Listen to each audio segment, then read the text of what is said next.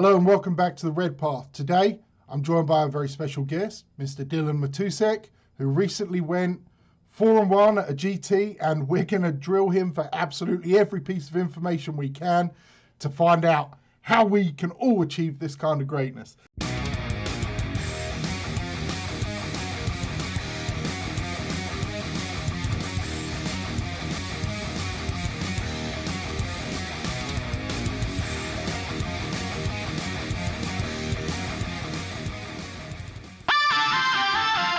Dylan, how are you doing, mate?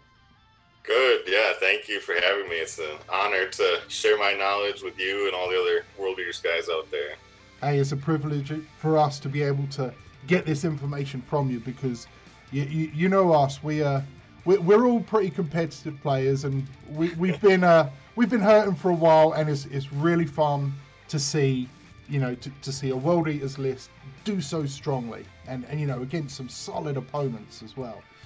So just give us a real brief introduction to yourself, how long you've been playing and, like why the World Eaters maybe, just a little something like that.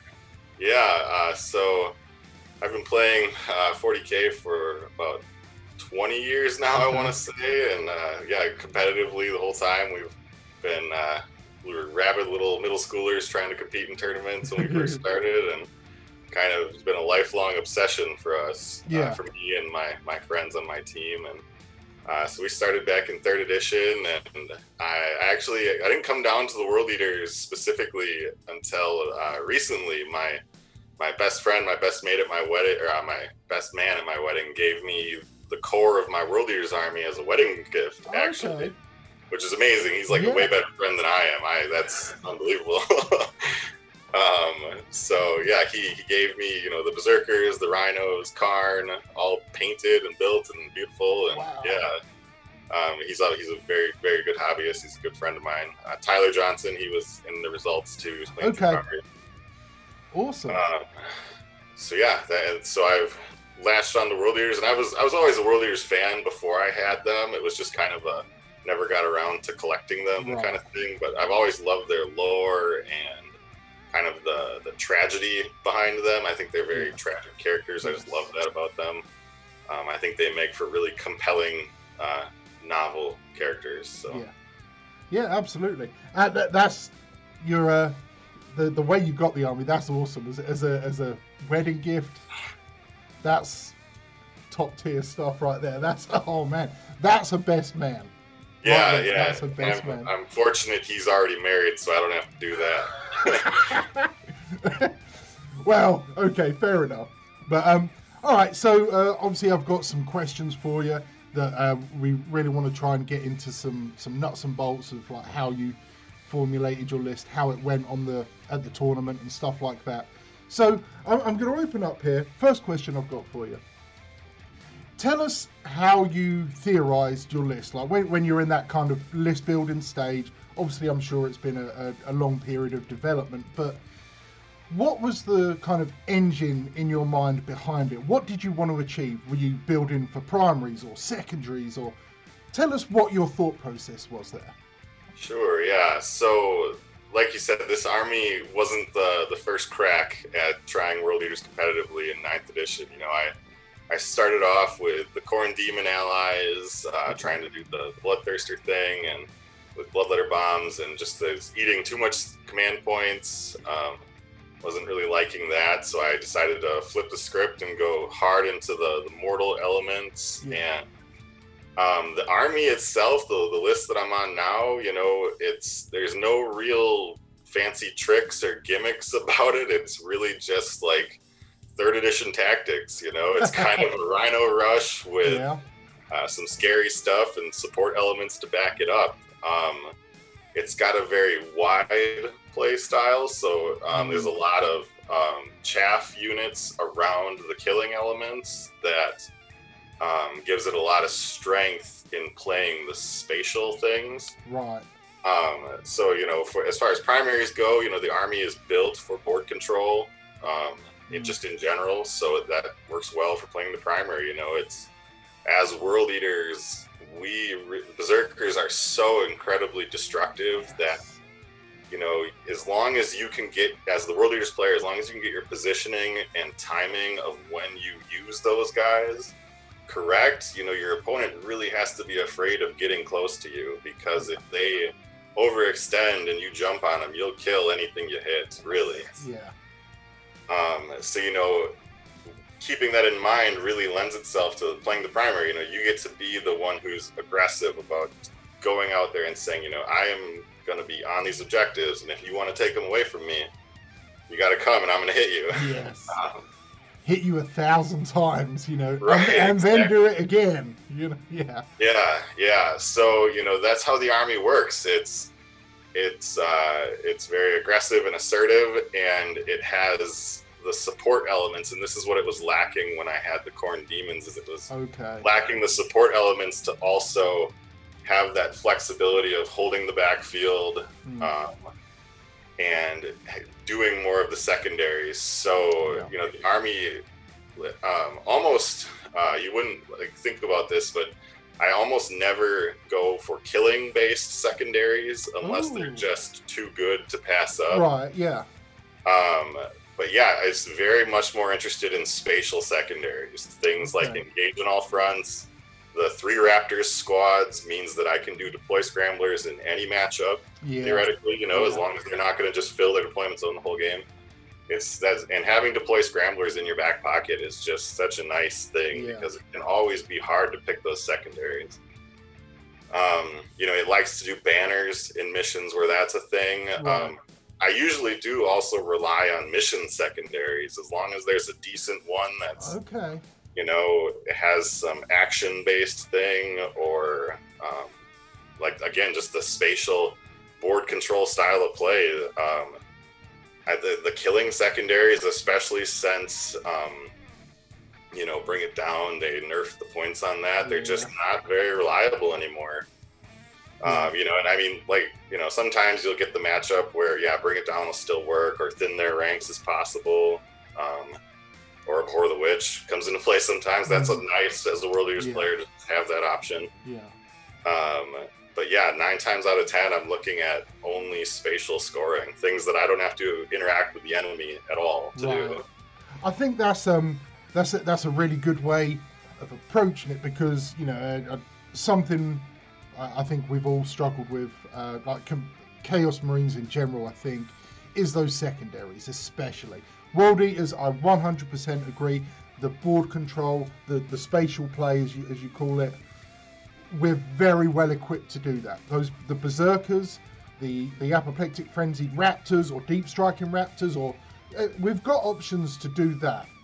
And Engage on All Fronts is almost always one of my picks. Occasionally, like Domination, depending on the actual mission and the opponent, but it's generally Engage.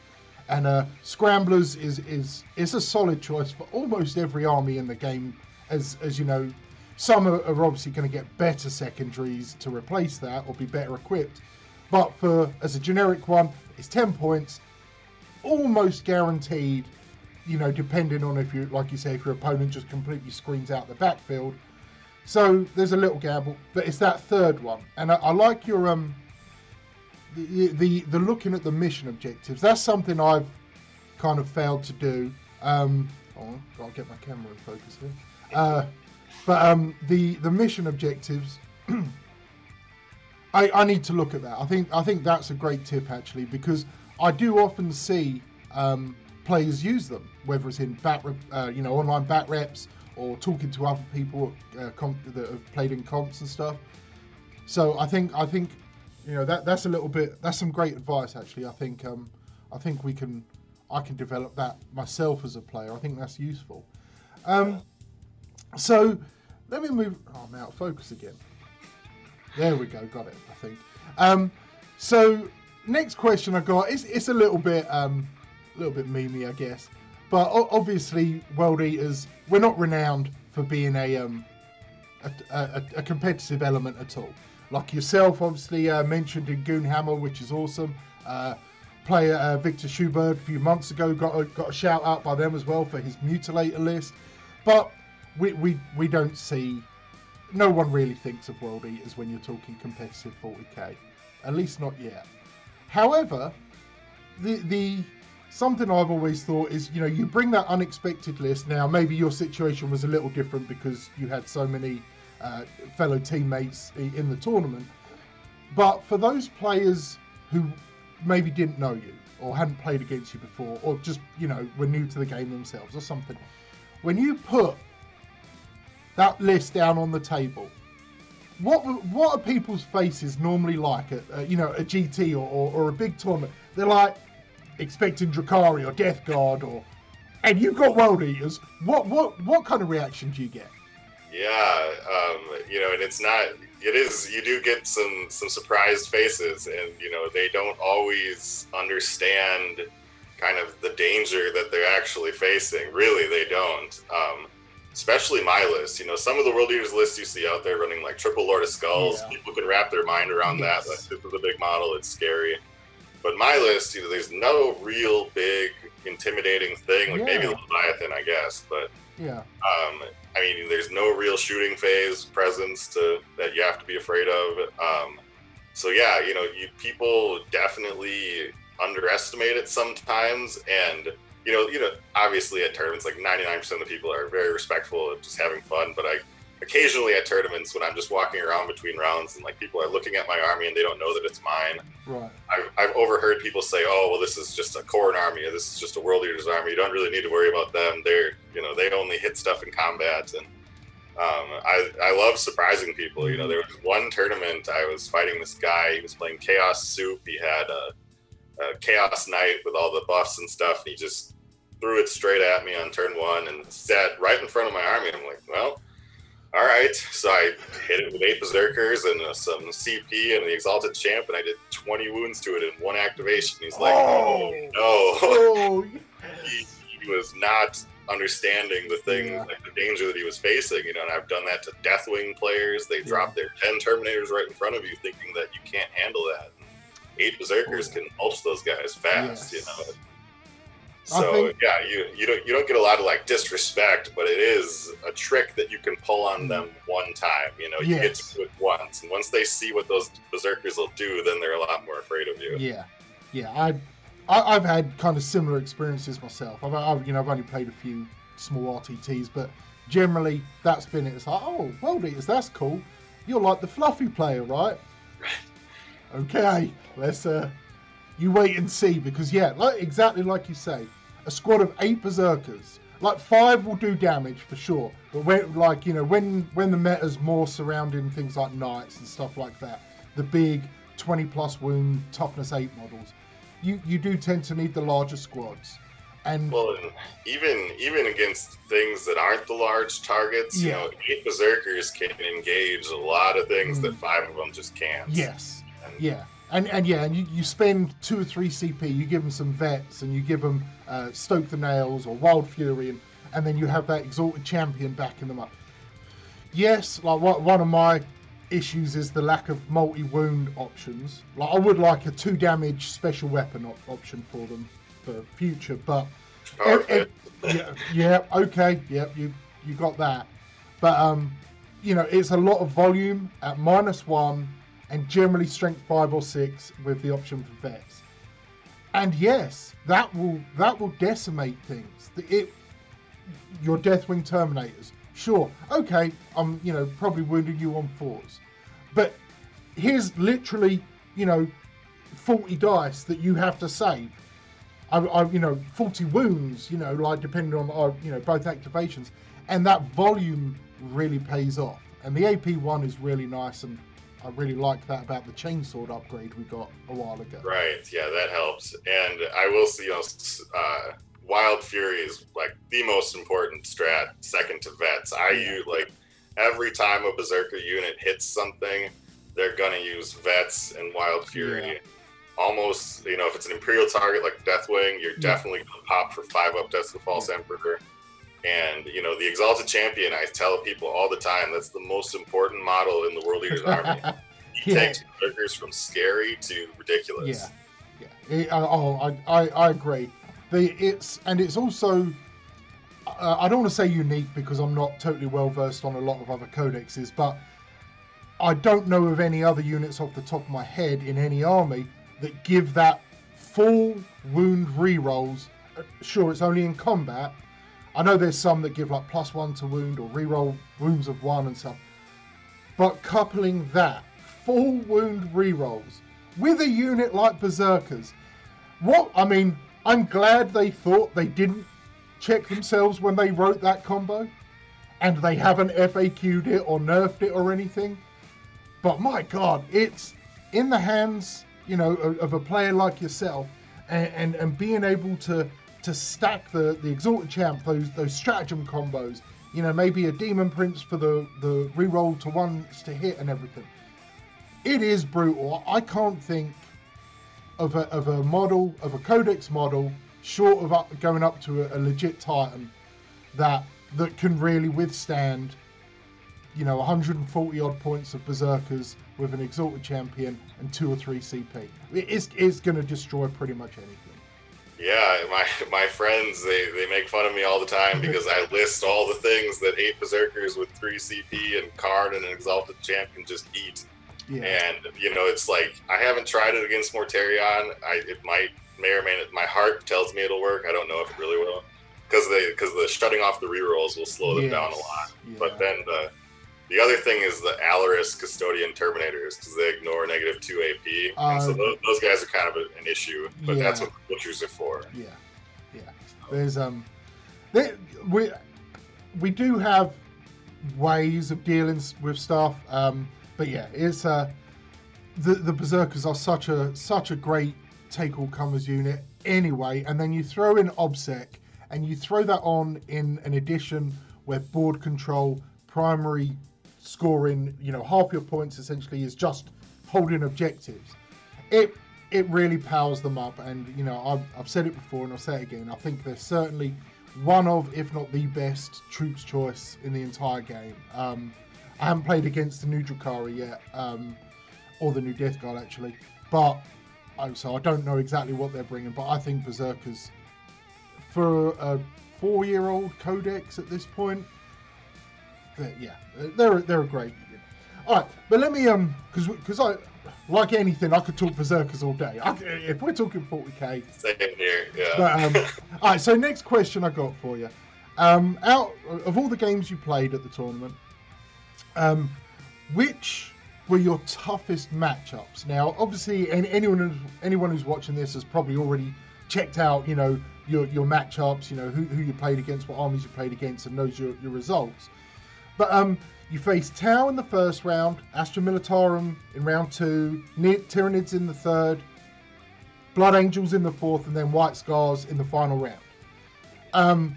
Out of those, obviously, you sadly did get a loss. But what was the toughest couple of matchups you had there? Yeah, obviously the White Scars, the one I lost, they're just better than we are. They do a lot of the same stuff that we do. They're just better at it. Yeah. And that's run by my teammate Oliver. I haven't beaten that guy since 7th edition. Ooh. He's a tight player. He never makes mistakes. Right. I wasn't going to win that game. A lot of things would have had to go right for me to win that game. You should have submarined a bit with your other games, because you got some high scores. Yeah, that's the classic Wisconsin maneuver, is the submarine. That's what we like to do. But my other matchups that were tough was round 4. Another member of my team. We were kind of at the top of the tournament on the last 2 rounds, so we ended up having to fight each other. And it's my buddy John Miller. He was playing Blood Angels, like you said, and we always have very interesting tactical games when we fight each other, because Blood Angels are an aggressive army similar to us, but it's kind of a chess match almost, because anything of mine that he charges, he'll annihilate, and if I charge him, I'll probably kill him too. Yeah. So it's kind of having to plan out how that's going to play, and I have more chaff units to support my killing things than he did. So I was fortunate I got to go first, and so I took an aggressive footing in the game, knowing that he had Oath of Moment that I wanted to slow down. Mm-hmm. And I had taken the mission secondary, which I forget the name of it, but it's like there's 4 objectives, and you get points for holding the ones in the middle or the one in the enemy zone. It's kind of times the same time as doing the primary. So I like that one because if you're doing the primary, you're going to get more points. Right, yeah. Just kind of tax onto it. So yeah. I wanted to get that rolling right away. And so once he saw me kind of take over the middle of the board, he opted to play for the later turns to try to push me off and make up the score in turns 4 and 5. But unfortunately, I got the score rolling. Well, fortunately for me, I got the score too high for him to catch up. And on his turn 3, he got down to just 1 CP, which he couldn't interrupt me. Oh. And so I used that turn to hit like 3 or 4 of his units and take them all out. Because normally you got to play around the interrupt. You can't really just throw him one at a time. Yeah. Right. So, but once he got down to 1 CP, I was able to kind of hit a bunch of stuff, and then he just didn't have enough left to make up. I was able to kind of keep his primary scoring down to where he couldn't catch up. Yeah. That's often such a critical moment in a game for us. You know, it's something I've talked about before, is that just holding back enough for the counter strike. And whilst I've thought of it theoretically, that just that description there, or that moment when your opponent is down to that 1 or 0 CP, and you know that unless they may have like some weird ability that changes, you know, fight first, fight last and stuff, that is like the switch in your head. It's like, okay, now it's Khan from Betrayer against the Ultramarines, our turn. You know, the shield wall's there, don't care. We're all coming in, axes revving, and yeah. And I think that's actually I need to steal that from you, because it's a practical tip. It's a tipping point in a game where you can just unleash full fury, and it's common sense. And you know, like I said, it's probably how I have been playing, but just putting it in words. That 1 CP, it's like it's our turn, and especially against another combat army. You know, the Blood Angels there, who are generally going to rely on that, as often we do, being able to interrupt to really utilize our potential. So, okay, so obviously White Scars and Blood Angels, the 2 Imperium, well, the 2 Marine lists you face. Right. With them, I mean, Marines are still strong. Sure, they're not, you know, they're not getting the bad rep they've had for a while, you know, because we've got other codexes and everyone's jumping all over Drakari right now, which, whatever. You know, everyone's going to get their day. I'm cool with that. But as those 2 lists, both power armored Marines lists, do you think that is it just the fact that they've been strong for a couple of years now and they're just holding over, or are they like a good solid counter in general to us compared to maybe the other armies like Tau, Imperial Guard, and Tyranids, who often field a lot of T3, you know, chaff units? Marines don't. Do you think that's an element of it? Maybe, yeah. I will say the Tau army I fought was a Taunar and a Hammerhead flying around. Right. Or what, Tiger Shark? Whatever their flyer with the mega rail cannons is. I don't know. Okay, yeah. Some fish. I don't know Tau. Yeah. So, you know, it wasn't a traditional Tau army. And, you know, whenever you're fighting something like a Taunar, it's kind of just, you know, get on the objectives and survive till the end and hope you get enough points, you know. But to your question, you know, the Marines, like White Scars, I say are a very strong counter to us, because they're just so much faster than we are. Like, they can always, especially, you know, Oliver is like I said, is a strong, tight player, and he knows a lot of tricks to mess with rhinos to prevent you from disembarking and like all the gamey things you can do around that. Yeah.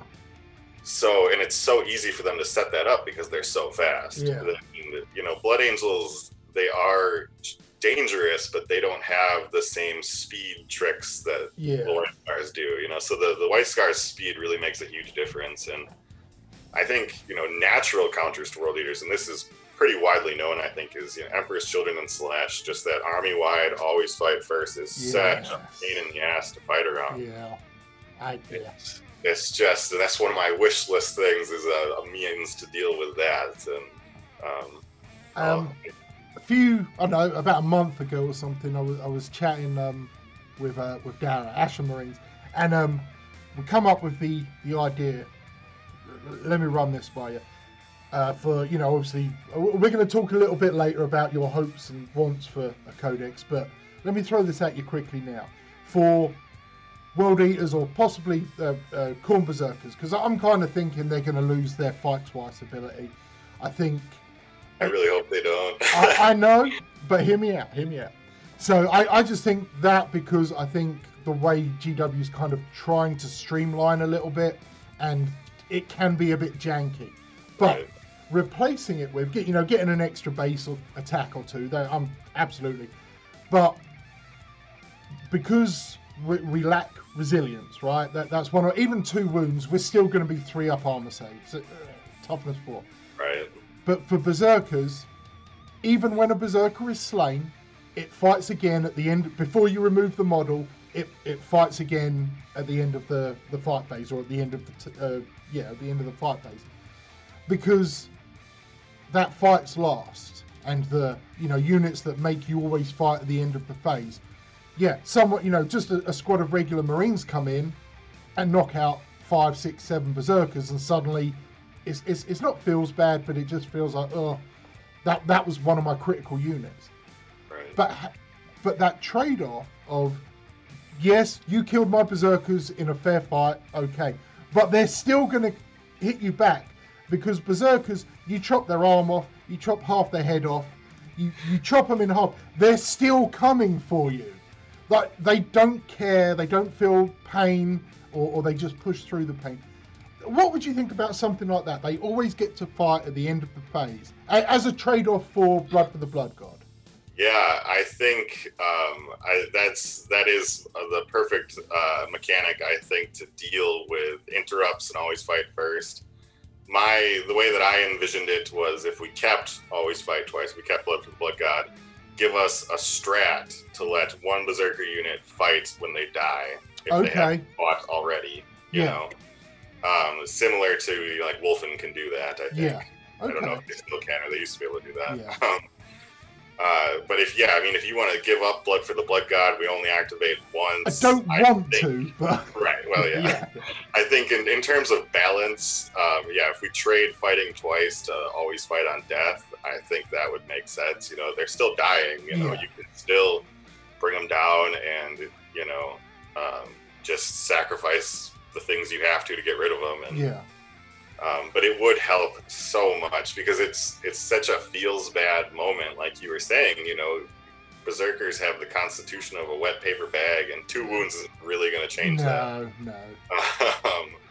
So having something to help it, so you don't just completely fold when something goes wrong. You get a little bit more of your value for the points, and like with the prevalence of. I don't know. I don't think the Judici are super hot in Marines lists at the moment. I'm not sure, but there's quite a few options for most armies with a codex to destabilize the fight phase, and like you said with the Emperor's Children, it's such a good counter for us anyway. But having that trade-off, yes, you killed us, but we're literally not going down without a fight. Like, I don't know. I think it fits the World Eaters perfectly. Yeah, I think it's really cool. Yeah, I hope we get some good rules, but we're going to talk about that in a little while. I do go off on tangents, as is well known at this point. So, all right. So let me go on to the next question I've got for you here. Of the armies you played, which one felt like? I don't want to say easy mode, because I'm sure all your matches were, with great opponents bringing and doing their best. But was there any match where you felt like, everything was going right, and no matter what your opponent did, your World Eaters were just equipped, even if it wasn't necessarily killing them, they could not stop you from scoring the primaries or anything like that? Was there a particular opponent that just felt like, I've got you, and you ain't stopping this? Yeah, I'll preface this answer by saying that, there are matchups where World Eaters are more comfortable, and they definitely have the strength, and it's a good fight for them. But like we said, our book is old. Even going into a favorable fight, you still got to be careful, because things can go wrong.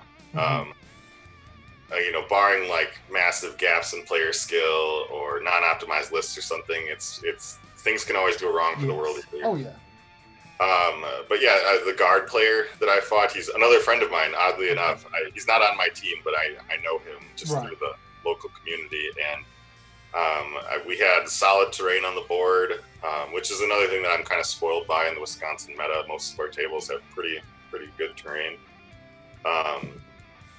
which I think is becoming more common nowadays. But anyways, so I got to go first, which always helps. Even though going second, I think, is tactically more sound a lot of the time. Right. My play style, I just like going first, just naturally. Yeah. So he thought, and it just blew my mind. He mentioned this like halfway through the game. He thought Chaos Marines had 2 wounds already. And I was just like, no. So on his first turn, like after I moved up, and on his first turn, he had 2 Valkyries full of Scions that he like overcommitted to clear out my back. He did not need all those resources to kill the stuff. And I was shocked he didn't know that. Because he's a good player. He's played me before. He should know this. Yeah. But in general, so he overcommitted, and that kind of cost him more resources than he would have liked. But even in general, like, I don't want to say I was cocky going into that game, but I felt pretty comfortable against guard. When you have decent terrain, guard really struggle against world leaders, which is kind of counterintuitive how it's been for a long time. You think the gun line will kill you, but they really don't. As long as you use your gamey tricks to touch the vehicles and keep them busy, and vehicles, guard armies nowadays are pretty based around vehicles, and there's no interrupt danger from them, so you can just engage all of them. You bait out the Overwatch somewhere you don't really care about, and then you just engage everything. And with multiple activations, and like 8 berserkers can pick up 2 russes in one fight phase, easy.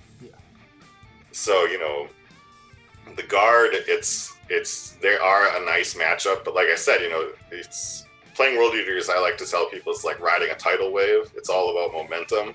And if you ever lose the momentum or you don't get it going, it's all going to fall apart. Absolutely. But if you get that momentum rolling, and especially against guard players, it's like that critical turn before you hit them, as long as they don't completely crush you, that momentum's going to carry you through. Yeah. And you know what? That really fits, as you were just talking that last moment. Like I was visualizing it in my head, because if you imagine that, someone writing about a battle, the guard, yes, they're going to be artillery and tank shells and Punisher cannons and everything. But once those berserkers hit the line, they're just meat bags. Like, it's just, the guard themselves, just like you and me, are going to be absolutely shitting bricks. We've got a flashlight, and there's this 8-foot, absolutely blood-crazed, doesn't even see us, he just literally runs through us. And then, the tanks, great firepower, they don't do well once they're tagged. A lot of them, without the blast, can still shoot in combat, but okay. It honestly doesn't come up very much. No. You just kill them so fast. Yeah. And, I think, and that's great that, it's sad for the guard player, and terrain has helped, but you know what? We dealt with 8th edition. Almost every game I played in 8th edition, it wasn't Planet Bowling Ball, but there was nowhere to hide. To other than like cover in the ruins, you'd have to squeeze and angle to get a little bit of line of sight. Now, these additional rules, obscuring dense cover and stuff. It just changes everything. Yes, it's almost like it was a codex supplement for combat armies without giving us a supplement, right? Because it really made us not competitive, but it gave us play where we were losing it at the end of 8. But yeah, okay. So next question, kind of leading on from that a little bit. Outside of player skill, and I'm sure every player you played against, was obviously a good player, and some good armies, but outside of your skill, your list, their skill, their list, were there things, like you've mentioned, you went first at least twice, terrain was good on the board, what things like that do you think helped you get those wins, get those Vs? Yeah, and honestly, it kind of comes down to things like that. Going first fits my play style, just the way that I like to engage with the enemy. That always helps me, just to get that momentum going and kind of seize control of the tempo of the game. You know, I'm in the driver's seat more. Terrain, like we said, is a game changer. You know, if you have decent terrain to hide, it completely changes the way you're going to play that game. Yeah. Especially against things like the Town Iron Guard. Yeah. Because, if you're able to just get on the objectives and hide and control the board without having to be exposed, you know, that you're not in just this mad rush to close with the enemy. You actually can just sit there and hold the board and score points. But like I said earlier, you know, mission secondaries, I lean on those a lot. And I want to say there was probably 2 or 3 of the games that had decent mission secondaries for me. Right. I can always tell, you know, when I'm going into a mission that does not have a useful mission secondary, like raise the objectives or minimize losses, which is impossible for world leaders. Right. You know, those games are much harder because I can almost never find a decent third secondary. It's always having to compromise and like, well, maybe I can get 9 points on assassinate or something. Like, you know, those mission secondaries are really important. They really fill the gap in your scoring. An opponent, like, unfamiliarity with world leaders didn't really come into play this time. I guess it did because my buddy didn't realize the Chaos Marines don't have 2 wounds, but that wasn't anything I was doing. So that does come into play often, though. You know, usually at a local RTT, if there's some guys traveling in, there's probably someone who hasn't fought world leaders before. Like I fought one of our extended other play groups that we're friends with. A new guy from their crew came down. He was playing Necrons.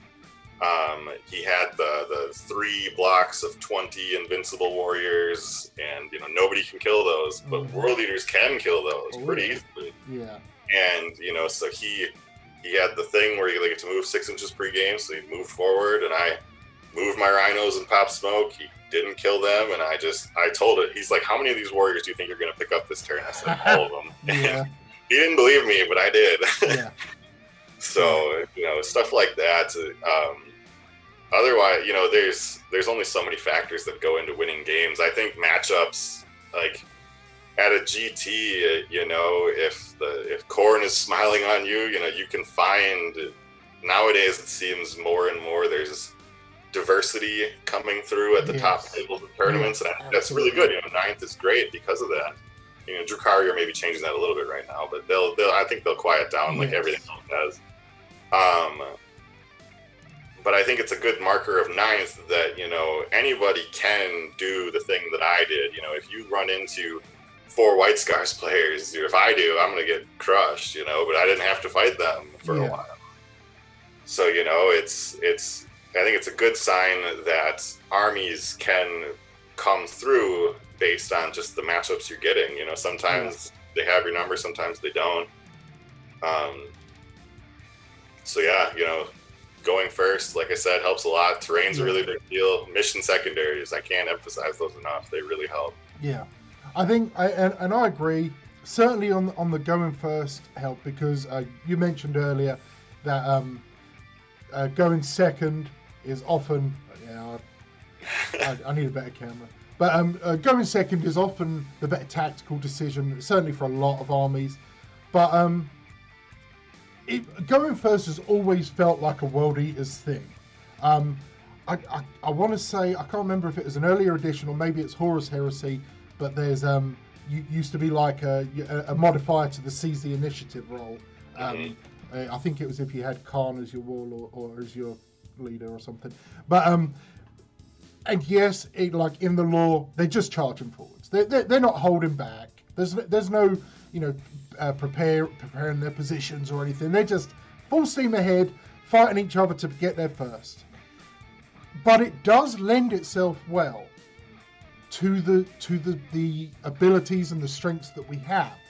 Throwing those rhinos up the board, Throwing the Raptors up the board, or whatever you're using to kind of capitalize on the engage on all fronts type stuff and deploy scramblers. Getting center board to, in between that and your enemy's front line early on. Yes, you will take some losses. You can use terrain as best you can, but they're gonna get some incidental fire on you. You'll lose a squad of Raptors. They'll pop a Rhino or 2 or 3, depending on what they're bringing. But it gets us where we want to be, hopefully, for the second round, the third round, where that critical moment, like you talked about earlier, tends to occur when their CP is blown because oh no, I've got 3 or 4 Rhinos full of Berserkers coming to me. I need to stop them now because I know once they get to me, it's game over. So I'm going to spend 4 CP to shoot again and add AP and do my version of vets, destroy the Rhinos, but that does also play a bit to our advantage because then our Berserkers jump into some cover, lie there and wait. You've got to come to score points as well, and we're going to hit you back. And there's an element of sacrifice in going forward and going first, because you do often, especially as a combat army, open yourself up to that absolutely horrendous volume of fire. Right, and that's part of the reason why my list is designed the way it is with the Raptors, is especially against, oftentimes I don't want to get onto the objectives right away. Right. A lot of times you do, if you just got to be able to read the enemy shooting, how much damage they're going to do to you if you're going to sit on them. Right. It's much more important to get up there, and I think more and more boards nowadays are starting to have those big L-shaped ruins in the center of the board that are like opposed from each other. Whatever, I can't do that in the camera. Yeah. But so you use those a lot. I'm very much interested in just getting into position and staying safe. Yeah. And then you use units like the Raptors that I don't care about. They're like 75 points and they're fast. Yeah. So you can use units like that to get onto the midfield primaries and just barely get onto those, and they will force a reaction from your opponent because they can't just leave them there. You don't care if the Raptors die, but your opponent can't just leave them there and you start scoring points for nothing. Yeah, absolutely. So having those chaff elements like that is really important, and the Rhinos themselves start doing that in later turns if you're still alive. And never forget to roll to repair your Rhinos. Exactly. Yeah. Always do that. Yeah. I don't know how many times I've had a Rhino survive with like one more wound than it was supposed to because I healed it earlier. Yeah. And get those extra 3 inches of movement, between brackets. Totally. I've had it be critical for myself. Like I don't always remember, but I always remind myself at the start of a game, 6 up repair, 6 up repair, 6 up repair. It's like, and it has paid off. Well, and it's another thing to never forget with Berserkers is the 6-inch consolidate strat. And I think you talk about this a lot. And that's, even when you're not using that to re-engage the enemy, just getting into maybe a better position or getting onto a primary that they're trying to touch, and then you just turn it off for a turn, even though those Berserkers are going to die, turn off their primary for a turn so they just lose points. Mm-hmm. Yeah. That's slowing down the enemy scoring is just as viable in some fights as scoring yourself. Well, and that example there is perfect. 1 CP to get the extra bit of movement, and if you can turn off their counter their obsec, that could be a 10-point victory point swing. If they're currently scoring more than you, because you go to any table, the top table at the LVO, you ask both players, would you spend 1 CP right now for a 10-point victory swing? Hell yes, they're going to do it. Yeah. How would you not? And anything, like you said, and I 100% agree about the kind of the importance of movement and the spatial awareness and everything, certainly in 9th edition. Anything that we have that improves that mobility are often our best things. Apoplectic Frenzy, I know you said you kind of use a bit of deep strike with your Raptors, but sometimes. But the consolidate, and I'm not a huge fan of violent urgency, but if we're going to advance stuff, and the extra inch to a charge is helpful. Anything. Go ahead. Sorry, David. Personally, Violent Urgency, I think, is like the best Warlord trait. It's just this. Well, I run the Red Butchers, and getting +1 inch out of the Deep Strike charge is a huge mathematical difference whether you're going to succeed or not. And that Demon Prince, Violent Urgency combos perfectly with Talisman of Burning Blood. Yeah, it does. Doing. So, that guy, assuming I, roll a 6 and then boxcar my charge, he can go like 32 inches, which obviously that doesn't happen, but, he often surprises opponents with how fast he is because of that. And, as much as the spatial awareness is, I think the timing aspect is something that a lot of World Eaters overlook. Yeah. I feel like a lot of World Eaters players are very interested in getting first turn charges, and they orient a lot of what they're doing around that. And honestly, I almost never try for any first turn charges. Okay. Because most good opponents are going to make sure that you're not going to get your hands on anything useful first turn charge. It's much more important to get into position and take over the board and be threatening for the rest of the game, And a lot of times, you're sending out Berserker units 1 at a time, 2 at a time, maybe you try to save some for later because Berserkers are like one-shot missiles. They will destroy whatever they go for, but then they're all going to die. Yeah. So you really got to keep that in mind with how you're using those units because you're only going to get one really good combat out of them. Yeah. So, and they have to last the whole game. Yeah. I mean, I absolutely understand your point, and a video I'm working on for probably next week is looking specifically at the Demon Prince, and even before we'd found out about your results, the Talisman and Violent Urgency was already a great combo on the Demon Prince specifically, because of his damage output. He's got some resilience, got mobility, but that damage output with the right weapon. And the sword is the way to go. Yes, and I think, okay, so what I mean by for myself, Violent Urgency is not really my auto take. I haven't run a Demon Prince in a while, not through 9th edition. Now I am considering it. I was actually chatting with another World Eaters player, Maxine from Katie Plays 40k, and she's a big fan of the Demon Prince. And talking to her, and I was like, okay. And then your results came up, and I'm like, okay, there's obviously something here. Because once the points kind of went back up a few months ago, I was like, okay, I'm just putting this model aside. But now that I've been looking back into it, I think I need to make room in my list, or in my list concepts, for that. And exactly how you say it was how I've been thinking about it. Not as a turn 1 charge with the Prince. Now, I do have units I want to harass with turn 1. But the Prince is like the nuclear option. I'm going to be throwing my little missiles, my Berserkers, my Raptors, whatever, and you're going to eat them up. And we're going to trade pawn for pawn most of the time. But being able to turn 2 or 3, swoop that Prince out from behind some terrain where you haven't been able to shoot because of Lookout Sir and terrain blocking and stuff like that. For me, it's like the sucker punch move.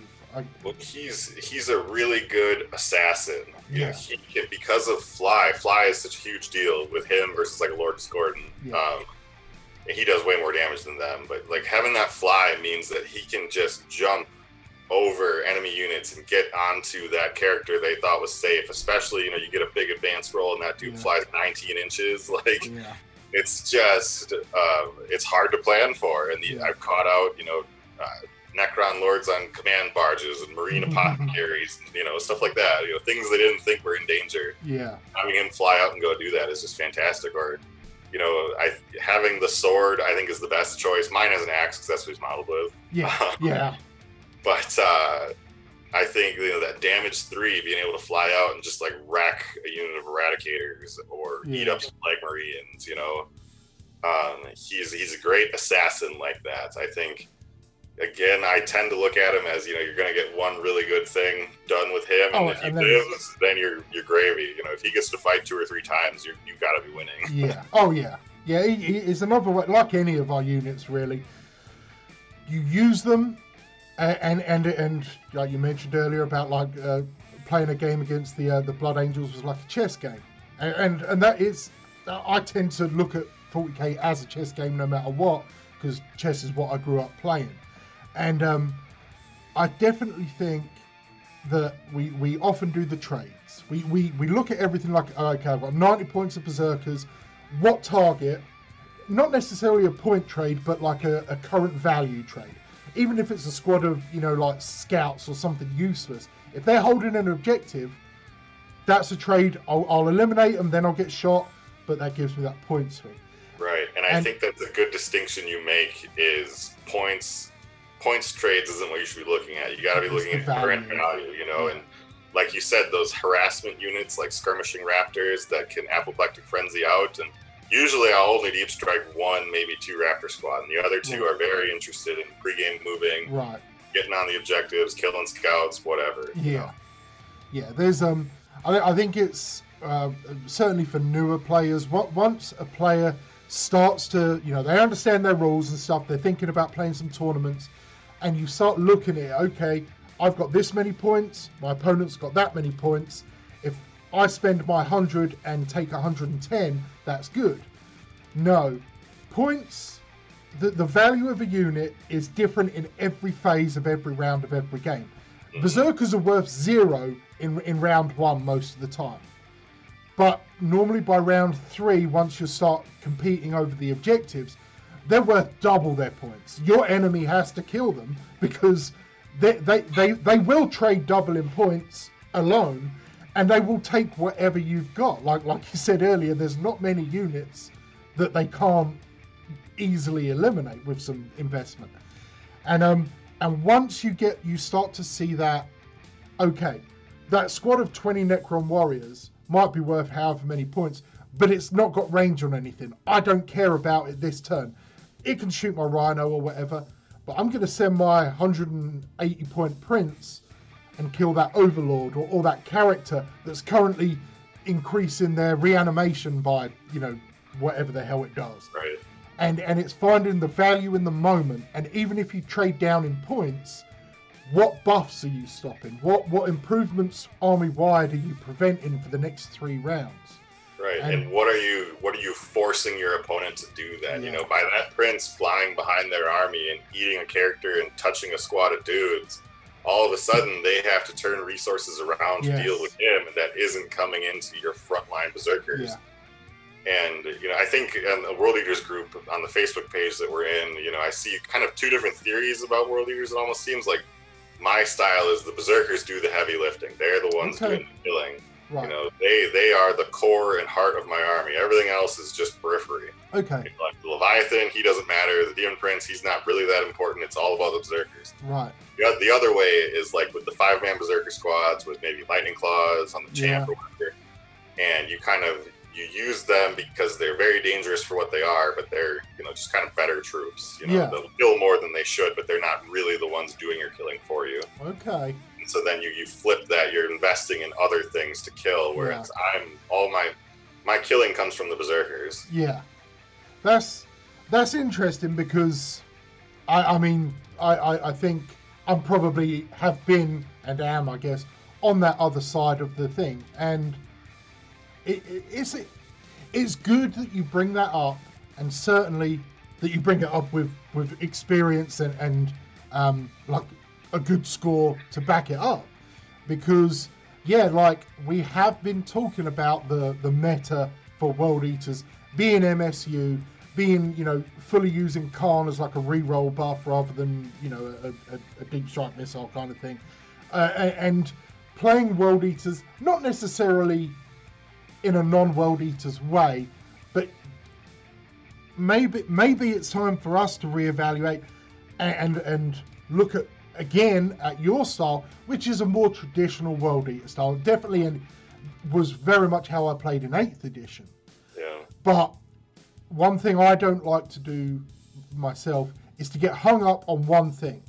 My list today, maybe I could go to a tournament and do well with it, but in a month's time, it could well be garbage, because every day there's a new player with a new list. you know, the competitive players are trying out new things and trying new units and new combos, and a new codex comes out. And the meta is always shifting, which is good because it keeps us on our toes, and we have to not be stuck thinking it's got to be MSU. MSU is good, and I don't think either way is going to be better. A lot of it always comes down to player style. But we can always learn, and I have wanted to make squads of 8 Berserkers work. It's such a night and day difference of what 8 Berserkers can achieve versus 5. Yeah. It's insane. And I'll also put a plug in. The other argument on the World Leaders group is Power Fist versus Lightning Claws on your channel. Power Fist all day, you know. Those Lightning Claws are cute, man. You got a lot of swings with that fist. He only needs a couple to connect to do just as much damage as all those Lightning Claw attacks. Okay. And, you know, you can pump the AP to 4. Like, that dude with one activation can eat most of a Marine squad, you know? I respect that life choice. I do. I respect it. I think for me, and I think that's a divergence in exactly the MSU versus the investment Berserkers. Right, because exactly. With yours, with your running the, you know, if you've got an Exalted Champion there, whereas you throw the Lightning Claw, you get a bit more independence because of the claw itself can re-roll to wound. Right. No, it's not as powerful as the fist, but it's also half price, and, you know, so I think that's more of a strategic choice than a...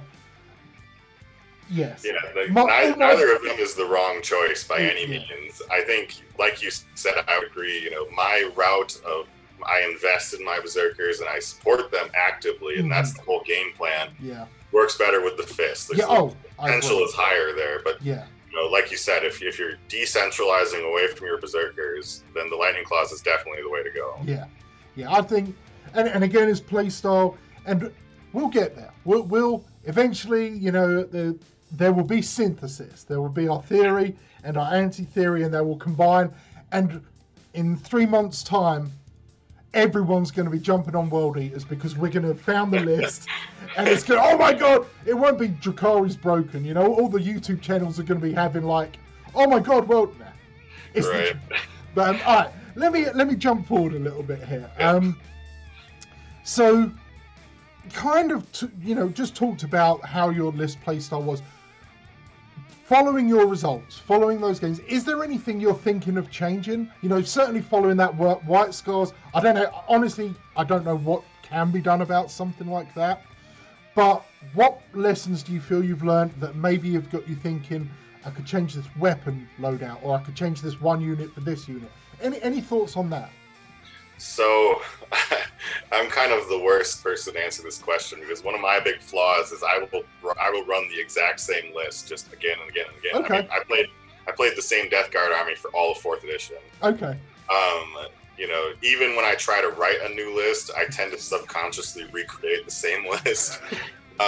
So, you know, there are some things that I definitely want to change. Like my Terminators, they should have single Lightning Claw plus Bolter because it's just objectively better. And the reason it's not is because I have a 10-month-old daughter and I just don't have time to rearm. You know, it's and again, you know, the Prince probably should have a sword instead of an axe. You know, the axe is kind of cute sometimes if he wants to charge the knight or something. Wait till the Codex because the Death Guard axe is pretty sweet. So yeah. So. And I don't want to mess with his model. I just like him. Yeah. So I'll use the axe. It's not that big of a deal to be what it is. What do you have you got the new Demon Prince model, the plastic one, or do you have the old?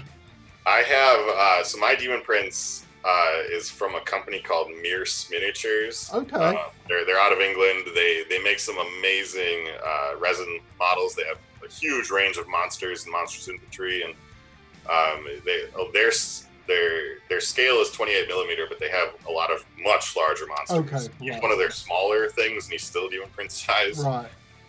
So I just got him because he looks cool. He's the right size, and I bought a new Demon Prince and just put the wings on him. Oh, okay. All right, fair enough.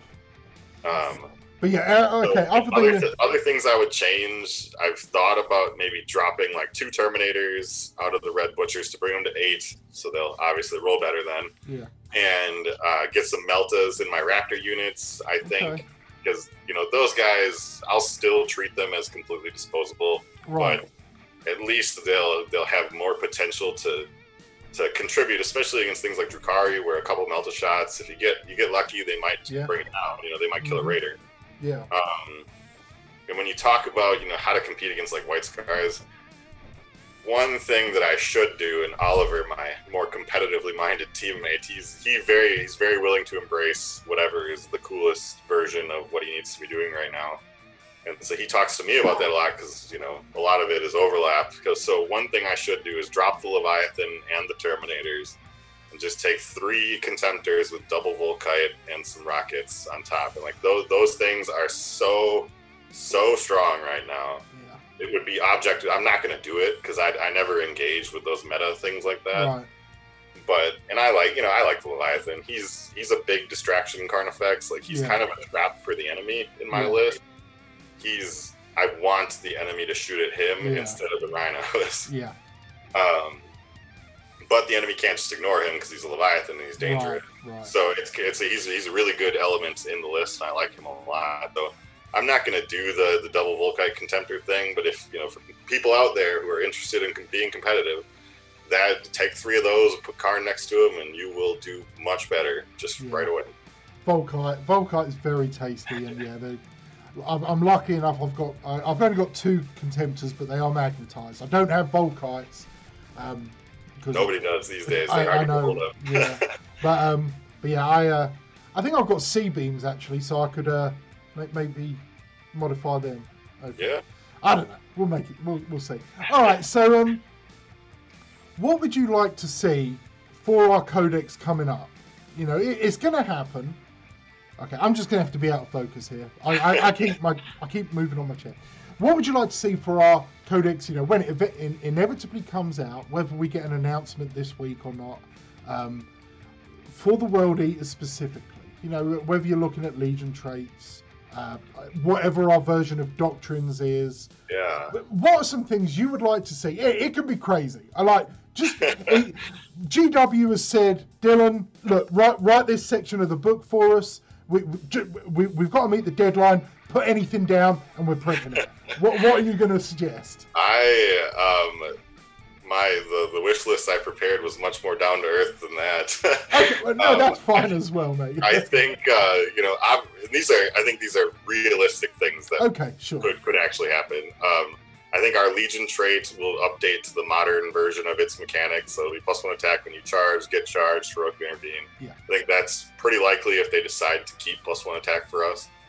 I would love if we got the +1 to advance and charge that Blood Angels have as part of our Legion traits. I think that would be awesome. Yeah. Or just give us Red Thirst, but that's probably asking for too much. Yeah, maybe a little, but yeah. If we got that, I mean, that would be amazing. You know, people complain that vets got more expensive with Death Guard, and I'm still going to use it every turn. It's that good. It's clutch, it's game changing.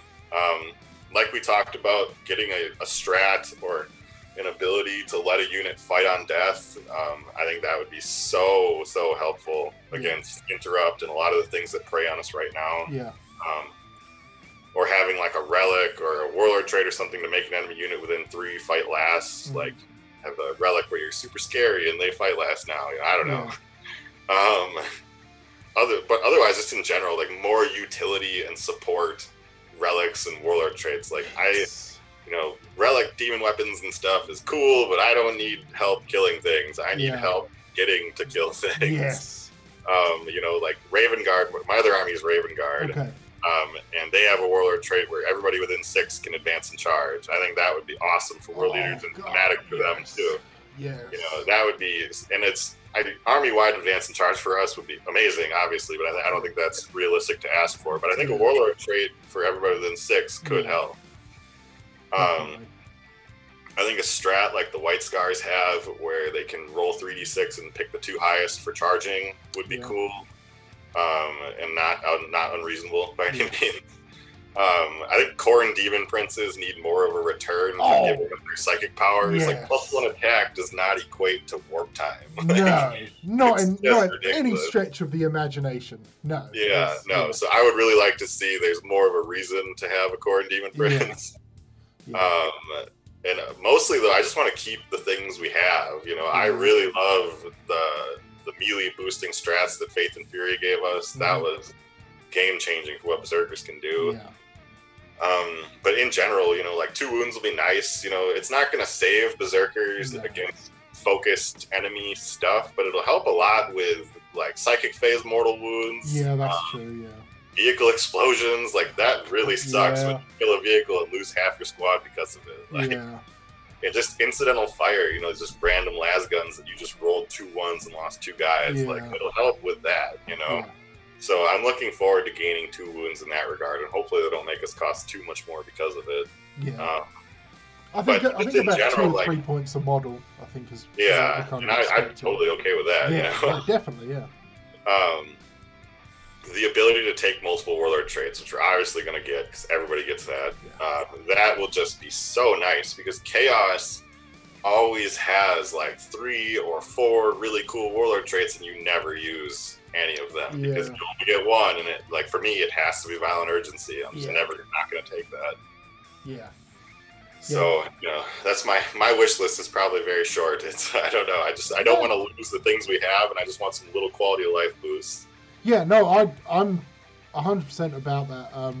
Definitely maintaining the impetus we have built with Faith and Fury, you know, like the chainsword buff, the little things we've got over the last couple of years have really developed us. Not at the rate of other armies, Space Marines, for example, but we're everything we've got has pushed us closer to the direction I think we all want to be going in. Our combat is superb. We keep getting these little hints of movement, of mobility, whether through stratagems or warlord traits or whatever. And I definitely agree to keep going in that direction. And you know, multiple warlord traits. Because they, you know, like I really like Battle Lust, for instance, although I'm not using it at the moment because, you know, like the souped up hero, if you're going to do it, the Demon Prince honestly does seem the best option at the moment since Zoofor was taken away from me, because Zoofor was my number 1 competitive choice, man. I'm still angry. But I never got to use him. I had no idea how cool he was until I saw you talking about him, and I never got around to doing it. Yeah, it was. I got to use him in 1 tournament and a few like local friendly games. Oh, absolute beast. But yeah, like I everything you said, I agree. It's more in the same direction. Keep us very strong in combat. Let us get into combat, not super easy, but like the 3d6 charge, or the option to have units within 6, or a stratagem that lets you advance and charge, or it's like a blood tithe kind of like once 8 models have been killed, a unit may advance and charge, or something. I might have to actually take some shooting units then. Any unit. If your berserkers die, that's the blood tithe, man. It's you know, sure. Here's 30 cultists or 20 cultists. Kill them because I want the blood. You know, just things like that. But yeah, I think I'm hopeful for our codex. I am. Given the way that all the codexes have been so far, and I think it will even out. I'm happy for Jakari players right now, that they've got back up to being a strong army. Maybe there's some disparity, but I think the results over the next month or 2, like you said, I think it'll even out once people learn to deal with them. Well, yeah, and you know, 9th edition so far, you know, having played competitively since 3rd edition, you know, I've seen it all at this point. Right, yeah. And 9th edition is the best version of 40k that there has been. You know, it's every book that comes out, everybody's like, oh my god, Deathwing are unbeatable. Oh my god, Death Guard are impossible to handle. You know, Sisters are off the chain. Yeah. It's just, but it always balances back out because, you know, people calm down, react. You know, Drakari are really, really good, and I'm not saying they're not because they are obviously strong, but you know, the meta is going to change a lot, and, you know, even, you know, White Scars, you know, they're losing dominance. They were really, really good when the shooting phase didn't really matter because none of the shooting armies have been updated yet. Drukhari is like a gentle reminder for people that the shooting phase exists. Yeah, and AdMech is going to be a rude awakening. That, matters. I hate AdMech. They're my bane. Things are going to change a lot. Guard hasn't updated yet. Tau isn't out. Like things are going to change so much by the time we're done with this. And when you ask, what is the Chaos Doctrine equivalent going to be? And I honestly have no idea what to expect, but I know it's going to be good because the things they've put out have been so, they're well written, they're flavorful, they fit the identity of the army better than anything I've seen before. It's just, it's a good time to be a 40k player. Absolutely. The only thing I think, I don't want to say it's a negative, but probably one of the only issues I've got with the codex is so far is codex secondaries. I think that actually Hailstorm Wargaming did a stream about it last week.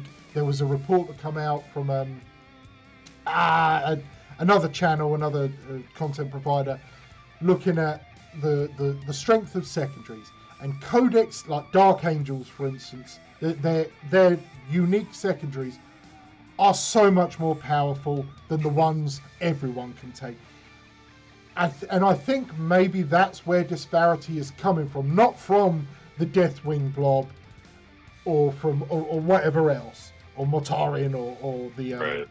I think it's the unique secondaries that, whilst fluffy and really nice for that army, they're giving too much to those particular armies to win the game. On an even fight, if we're just putting our gloves on and going at it, a lot of armies, like World Eaters, for instance, can compete. It's hard, but with a skilled player on a good table, we can compete. Maybe not win, but we'll compete. But once your opponent has got these one or two, especially Space Marines with their core book and many of their second books, once they can say, I've got this stratagem, which basically, which basically means I've already got 15 points. You are going to have to dedicate so much to stop me from scoring these. You're not going to score anything yourself. That's, I think, where the problem is, and I would like to see that addressed. Right. But I am totally happy for every codex to come out and those units to be like, oh my god, they're insane. Like, that will balance out with rules, but secondaries is too much on top of that, I think. I think secondaries, I completely agree. Some of the secondaries are much better than others, and the gap of the haves and the have-nots really sucks right now. That aspect is temporary, at least. We all will get them eventually. Yeah. It kind of sucks right now. I completely agree. But as far as some secondaries being stronger than others, at least that's an easier lever for GW to mess with than having the core principle of this army is just overpowered. Yeah. So at least they can tweak the numbers on secondaries a little bit or change a little bit about them. That's easier for them to mess with. So I'm glad that is the problem so far. And it's a little problem. I'm not it's game breaking.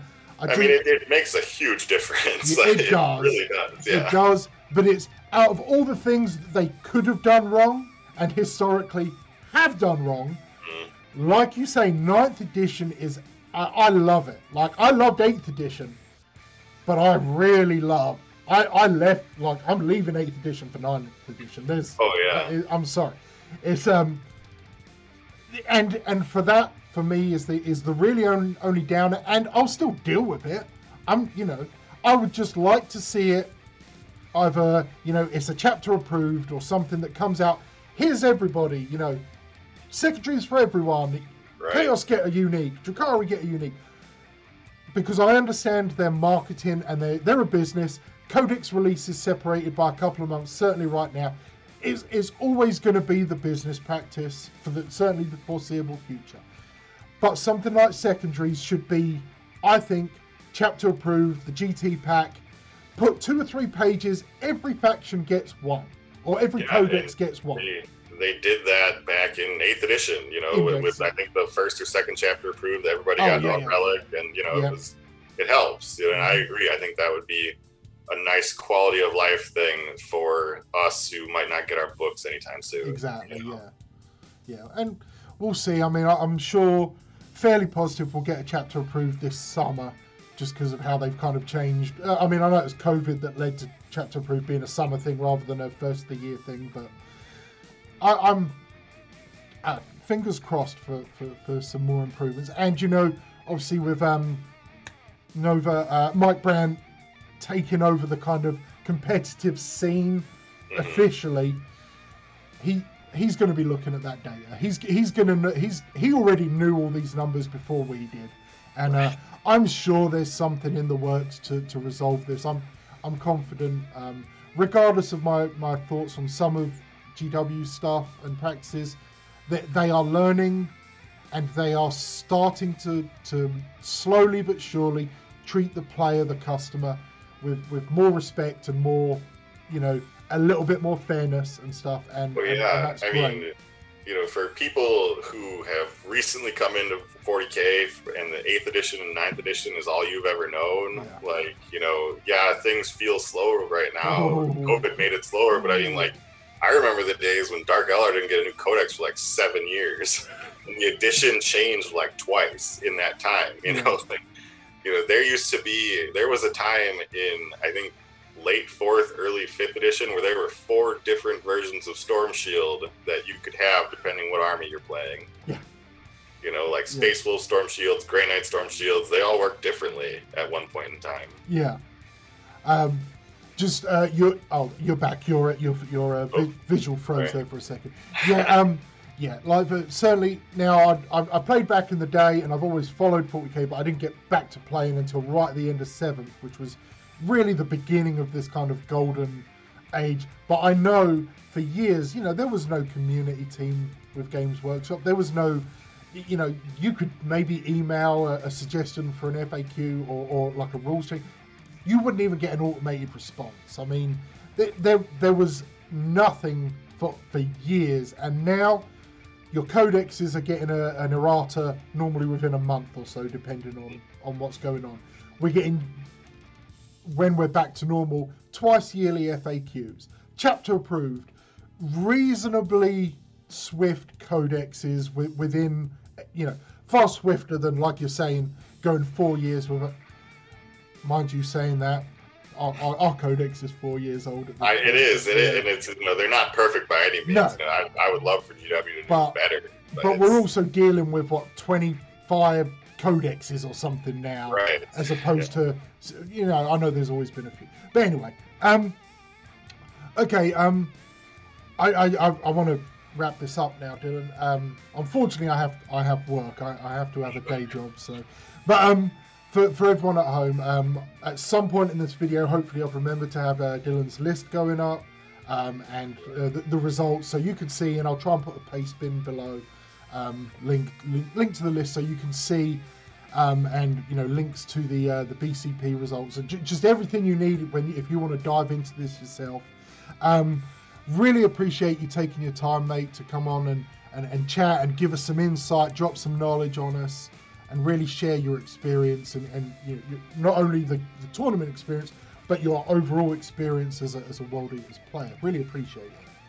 Yeah, thank you so much for, you know, giving me a chance to talk with you. This has been super cool, and I'm very, very excited you're running the Lothar Saren bust for the best World Eaters player. I really want to take that home, man. You are number one right now. You are number one World Eaters player in the world. Am I? I believe so. I checked about half hour before we jumped on. I was just checking, and yeah, I believe so. Yeah, right now we're still early stages though, and I'm hoping that there's a GT I can get to here in about a month or so, and a couple RTTs. But once we hit the summer and I've got a bit more freedom, I'm coming for you. But right now, well, I wish you luck, man. I wish you luck. Man. Good luck to everybody else. You know, let's make it a real fight. Let's get. I want a lot of people. I want to see a lot of names on that list, and we'll give away some cool stuff for that. But Dylan, thank you so much for your time, and keep doing what you're doing. Whether our list theories are different or not, or you know, we got some little difference. Yours is working. And it's working for you, and it's putting the World Eaters on the map, and that's some respect right there. I really appreciate what you're doing for this army, man. It's boss stuff. Well, thank you. Yeah, and you're giving a voice to World Eaters players and really doing the tactical deep dives that are lacking for our army. There's not a lot of content creators out there that are trying to do the competitive tactical insights that you're providing. I really appreciate it, and you're building a cool community with all the charity and everything. I'm a huge supporter of your channel. I love it. I appreciate it. Listen, I mean, it's my internalized capitalist. I thought I was like, what's this Warhammer stuff? Oh, here's a faction that doesn't have a book. They'll get a book if I can jump in early. I can. No, World Eaters, just love them. Just absolutely legendary, and it's good to see your team get mentioned, right? It's good to good to see. It's a cool feeling. Yeah, it's very cool. Yeah, big respect to you, man. Thanks for coming on, and everyone at home, give a thumbs up and leave a comment here for Dylan. Give him some congratulations, because he's representing right now, and that's some good stuff. So thanks again, and everyone at home, stay healthy, stay safe, and kill Mainbow.